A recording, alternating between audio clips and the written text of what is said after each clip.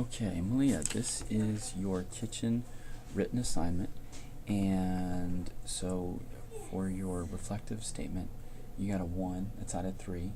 The knowledge and understanding, that's a 2 out of 6. The appreciation of the author's choices is 2 out of 6. Organization and development is 2 out of 5, and your use of language is 3 out of 5. Okay, so the first thing I want to talk about is the reflective statement. The most important thing that you can do, you do it here from this interactive oral I learned. Try and do that for each of these little paragraphs. In the interactive oral, I learned about Banana Yoshimoto. In the interactive oral, I learned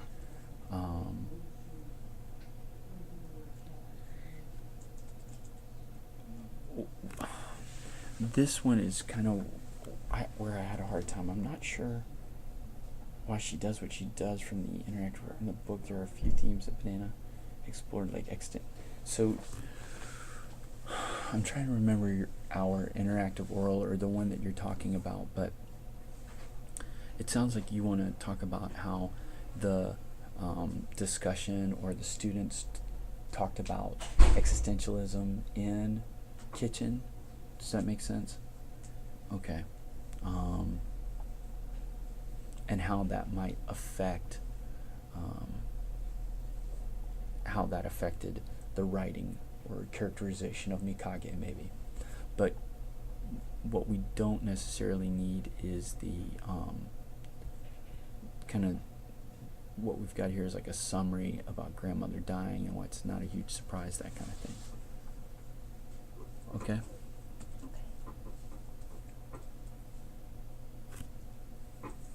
Also, it wouldn't hurt to talk more about the funeral traditions and what's going on there, perhaps how they've changed, or maybe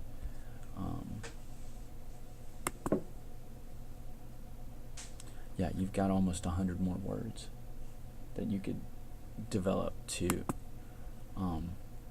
the funeral component. Okay? All right.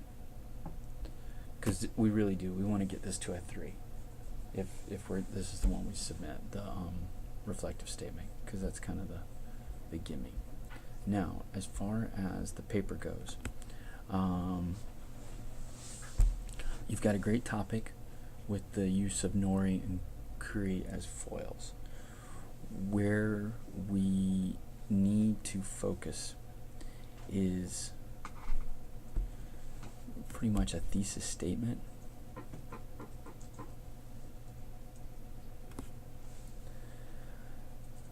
Which is going to help this organization, and it should help the development of the ideas too. So what I've done is, or what I usually do is I look at the body paragraphs and try and pull out what you're really looking at. I like this use or description of the anti-hero, and that she's plagued with loneliness to the point where she ponders death quite often. I think that's great. That's a really valid and necessary point in terms of our discussion of nori and kuri being foils that don't go past happiness. And the reason that Mikage does is because she's experienced these kind of unusual, the degree of her suffering is more than many people, especially her age, I think is kind of the point.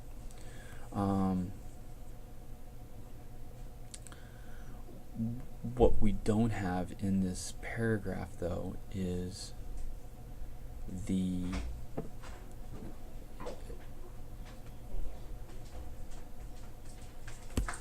we don't get that.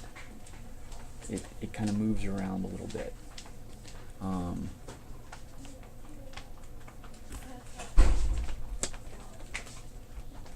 I'm going to highlight another one in green that is good, or that does. Come on, I want the through.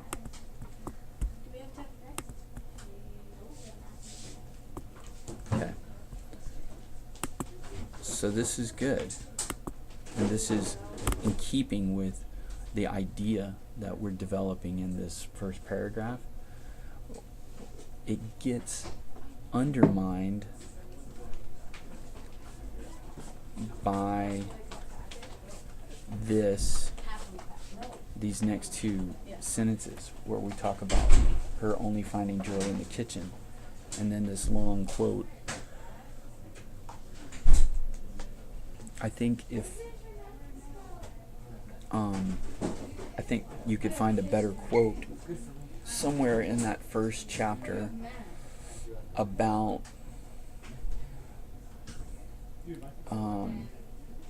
her desire or choice to live and not to succumb to despair, rather than focusing on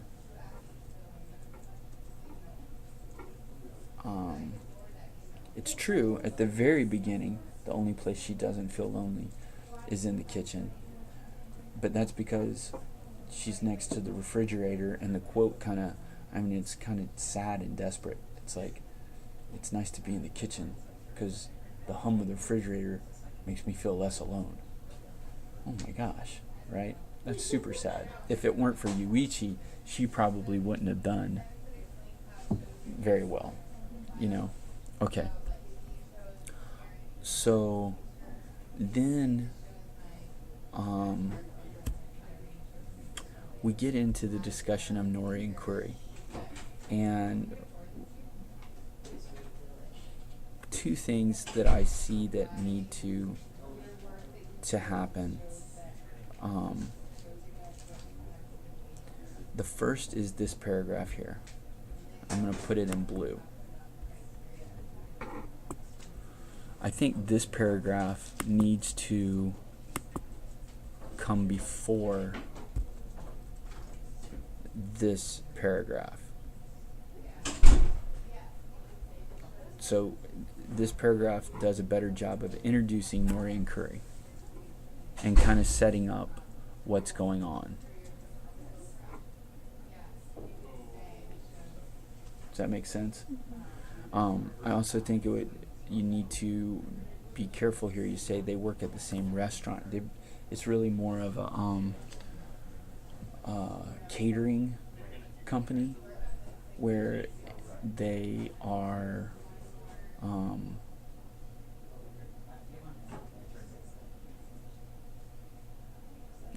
it's more of a catering company. So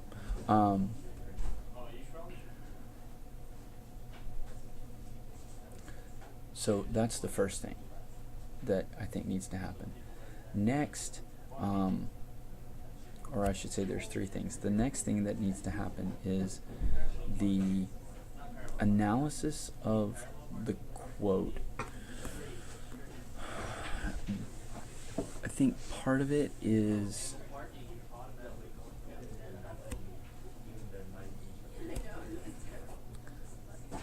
the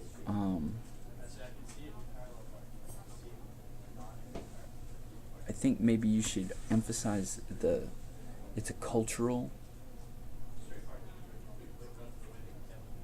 kind of analysis, really, that Mikage is saying. Most of these girls, it's only recently that girls are, women are being allowed into the workforce and into kind of modern Japanese, the modern Japanese workplace, but they're still in more traditional kinds of roles like cooking, right? And these girls have been raised like a more traditional kind of home, and that is that they have to be very proper, right? And that's part of that, not going past the boundaries of happiness. Their happiness is going to be limited to keeping their parents happy, finding the right husband, getting the right address to live at, that kind of thing. Does that make sense? Mm-hmm. Whereas Mikage is clearly not on that same trajectory. Okay? So I think it's important to emphasize that it's a cultural. Because you say they're very cookie cutter, ordinary family, and many people are very privileged in this world with a stable job. I think it would be important to point out that it's like Nori and Curry are examples of the more privileged members of Japanese society, and that way you're being specific and more accurate.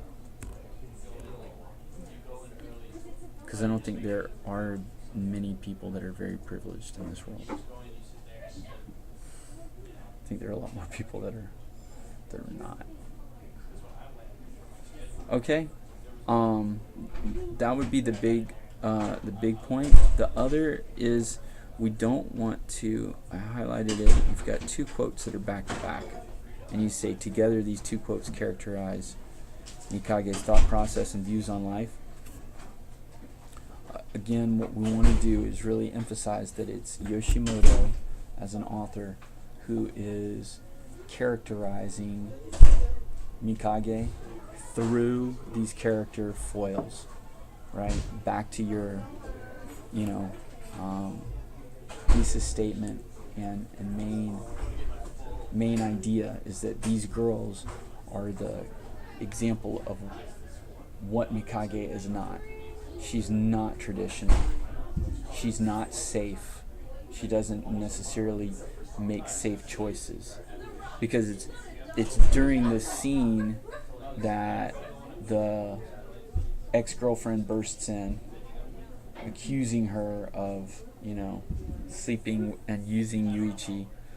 And I think in some ways the description of Nori and Curry kind of foreshadows or highlights how different or how wild and crazy Mikage is when she takes that Katsudan to Yuichi at the end.